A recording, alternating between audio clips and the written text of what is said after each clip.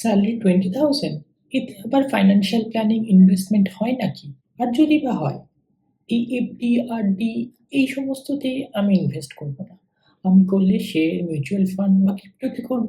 Risk হয়ে যাবে না তো? সব পয়সা ইনভেস্ট করে ফেলি আর সেভিংসে করে ফেলি, তাহলে এনজয় কবে করব? 60s এ? আমার স্বপ্নটা তো অনেকটা বড়, অনেকটা অন্য। এই সমস্ত ইনভেস্টমেন্ট করেই বা কি হবে? আর যদি কিছু না করি, তখন মনে হচ্ছে যে কোনো মিস্টেক হয়ে যাচ্ছে না তো? এই প্রশ্নগুলো যদি তোমারও থাকে, তাহলে এই ভিডিওটা তোমারই জন্য।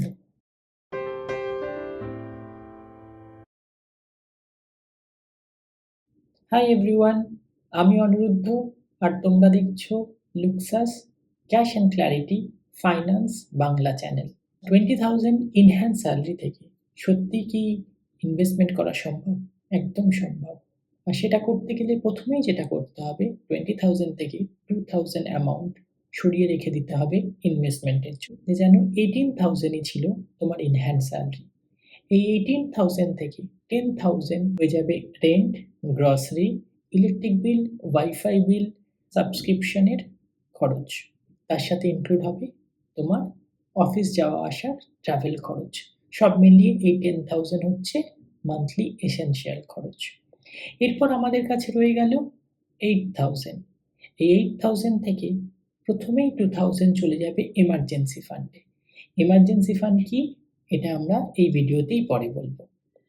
বাকি নেক্সট আরেকটা 2,000 চলে যাবে টার্ম ইন্স্যুরেন্স প্ল্যান আর মেডিক্লেম। এই দুটো সম্পর্কেও পরে বলছি। লাস্ট রয়ে গেল 4,000। এই 4,000 হচ্ছে তোমার এনজয়মেন্ট মানি।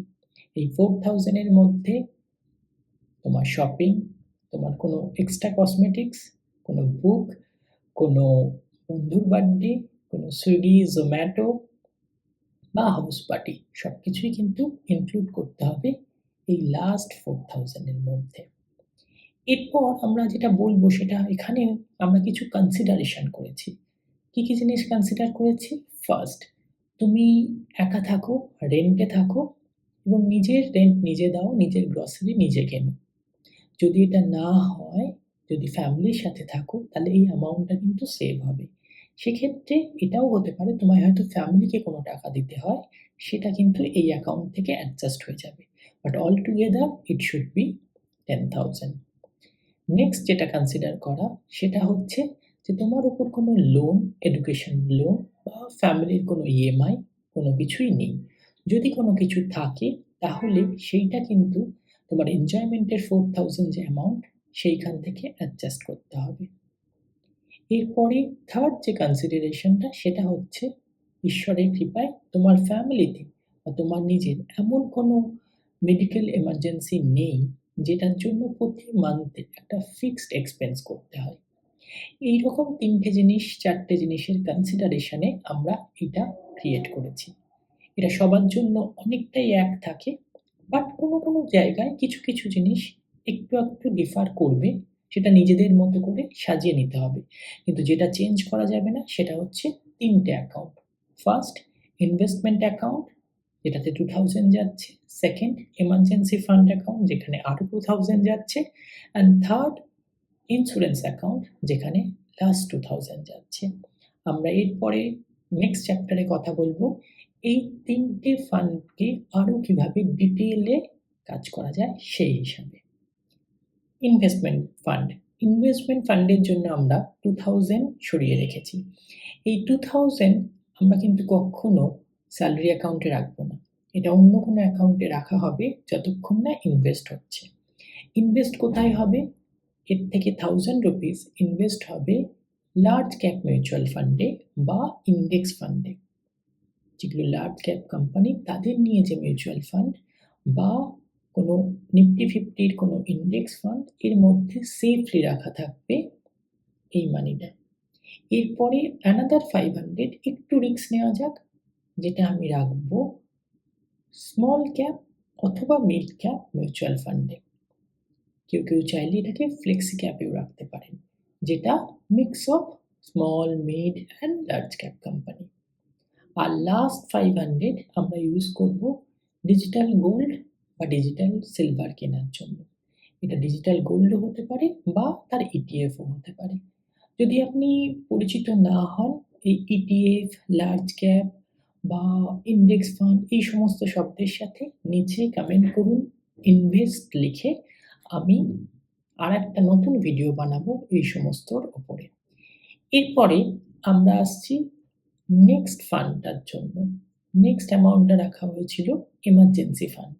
এমার্জেন্সি ফান্ড মানে এখন যেমন অনেক জায়গাতেই লে অফ হচ্ছে, তো যেকোনো সময় তুমিও হয়তো তোমার চাকরি হারিয়ে ফেলতে পারো। ভগবান না করুক, কিন্তু যদি এটা হয় সেই সময় অন্য কোনো কাছে গিয়ে পয়সা চাওয়ার থেকে নিজের জন্য একটা সেফ ফান্ড তৈরি করে রাখা অনেক বেশি ভালো। যে সেফ ফান্ডটা শুধুমাত্র কাজই হচ্ছে যে কটা মান্থ বা যে কটা দিন সময় লাগবে তোমার আরেকটা নতুন স্যালারি ঢুকতে, সেই কটা দিন এইটা তোমার বেসিক খরচগুলোকে সাপোর্ট করবে। বেসিক যে 10,000 ছিল সেই 10,000 এর জন্য এটা তখন কাজে লাগবে। কিন্তু এই এমার্জেন্সি ফান্ডটা মিনিমাম তোমার যে বেসিক এক্সপেন্স তার ৩ থেকে ৬ মাস সময়ের মধ্যে যত অ্যামাউন্ট লাগে তার জন্য একটা প্রিকশন। তার মানে ৩০,০০০ থেকে ৬০,০০০ টাকা 30,000 to 60,000 এখানে তৈরি করতে হবে। এটা একটা অন্য অ্যাকাউন্টে রাখা থাকবে, যে অ্যাকাউন্ট থেকে খুব সহজে টাকাটা নেওয়া যায়, কিন্তু স্যালারি অ্যাকাউন্টে নয়। তো যতদিন না সেই 30,000 বা 60,000 হচ্ছে, প্রত্যেক মান্থে 2,000 করে সেই অ্যাকাউন্টে ডিপোজিট করতে হবে। এটাই হচ্ছে এমার্জেন্সি ফান্ড ক্রিয়েশন। আর এর পরের যেটা ফান্ড ছিল সেটা হচ্ছে ইন্স্যুরেন্স। এখানে ২ ধরনের ইন্স্যুরেন্সের কথা বলা হচ্ছে। একটা হচ্ছে টার্ম প্ল্যান, আরেকটা হচ্ছে মেডিক্লেম। মেডিক্লেম আর টার্ম প্ল্যানের মধ্যে একটা বিশাল ডিফারেন্স হচ্ছে, মেডিক্লেম তখন লাগে যখন তোমার সিচুয়েশনটা খারাপ, কোনো অ্যাক্সিডেন্টাল কিছু হয়েছে, তখন তোমার জন্য। আর টার্ম প্ল্যান তখন লাগে যখন তুমি নেই, কিন্তু তুমি যাদের ফাইন্যান্সিয়ালি সাপোর্ট করতে তাদের জন্য। তো একটার সাথে অন্যটাকে গুলিয়ে ফেলো না, দুটোই প্রচণ্ড দরকার।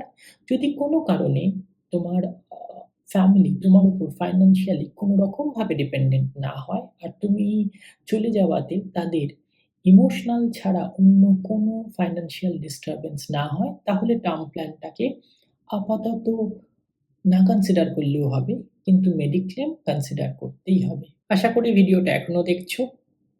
এবার আমরা লাস্ট সেকশনে যাব। তার আগে ভিডিওটা যদি সত্যি ভালো লেগে থাকে সাবস্ক্রাইব করো এরকম আরও ভিডিও পাওয়ার জন্য। লাস্ট চ্যাপ্টারটা খুব ইম্পর্টেন্ট। এটা হলো কিছু মিস্টেকস যেগুলো আমরা করতেই থাকি, যেগুলো আমাদের বাজেটিং, ফাইন্যান্স প্ল্যানিং, ইনভেস্টমেন্ট সবগুলোকে নষ্ট করে দিতে থাকে। মিস্টেকগুলোর মধ্যে সবচেয়ে প্রথম যেটা, সেটা হচ্ছে আমরা যখনই আমাদের স্যালারি বাড়ে তার সাথে সাথে আমাদের খরচগুলোও বাড়তে থাকে। আজকে যদি 20,000 থেকে স্যালারি হয়ে দাঁড়ায় 25,000, যেটা আমার বেসিক এক্সপেন্স 10,000 ছিল সেটাও হট করে বেরিয়ে 15,000 হয়ে যায়। এটা একদমই করা যাবে না। কিছু বছর ওটা 10,000ই রাখতে হবে। After a sudden period of time তারপরে আবার নতুন করে রিভাইজ করার সময় আসবে। তার আগে লাইফস্টাইল আপগ্রেড সম্ভব নয়। সেকেন্ড যেটা, সেটা হচ্ছে ক্রেডিট কার্ড। ক্রেডিট কার্ড একটা খুব ভালো ডিভাইস, কিন্তু এর সাথে সাথে এর কিছু কমপ্লিকেশনস আছে, যেটাকে হ্যান্ডেল করতে গেলে ডিটেইলস জানতে হবে। আমরা পরে কোনো ভিডিওতে এটা নিয়ে কথা বলবো। তার আগে অবধি ক্রেডিট কার্ডের ইউজ একটু সাবধানে করা ভালো। থার্ড যেটা, সেটা হচ্ছে যদি কোনো ইনভেস্টমেন্ট রিটার্ন দেয় স্বপ্নের মতো সুন্দর, তাহলে সেই ইনভেস্টমেন্টটা অ্যাকচুয়ালি স্বপ্নই, রাদার দুঃস্বপ্ন। সেটা না করাই ভালো। লাস্ট যেটা, সেটা হচ্ছে যে যদি অনলাইন পেমেন্ট বা ইউপিআই পেমেন্ট তুমি খুব বেশি করে থাকো, তাহলে চেষ্টা করবে ইউপিআই অ্যাকাউন্টটা যেন তোমার স্যালারি অ্যাকাউন্টের সাথে কানেক্ট না থাকে। স্যালারি অ্যাকাউন্ট থেকে 10,000 সরিয়ে রাখবে একটা অন্য অ্যাকাউন্টে, সেই অ্যাকাউন্টের সাথেই কানেক্ট হয়ে থাকবে ইউপিআই, যাতে ওই 10,000 খরচ হয়ে গেলে তুমি বুঝতে পারো যে ইউপিআই 10,000 খরচ হয়ে গেছে, স্যালারি অ্যাকাউন্টে হাত দেওয়া যাবে না। এইরকম কিছু ছোট্ট ছোট্ট ট্রিক্স আছে যেগুলো খুব হেল্প করে। আমার মনে হয় ভিডিওটা ভালো লাগবে এবং উপকারেও লাগবে। তাই জন্য লাইক করো, কমেন্ট করো আর পরের ভিডিওর জন্য সাবস্ক্রাইব করো। See you soon.